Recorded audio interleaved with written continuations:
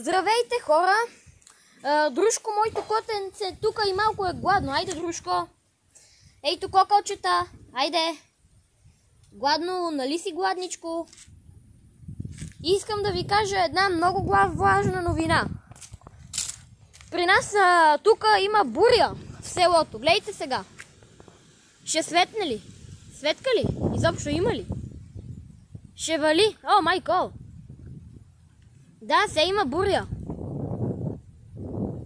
Това, хора, не е на добре. Ама хич.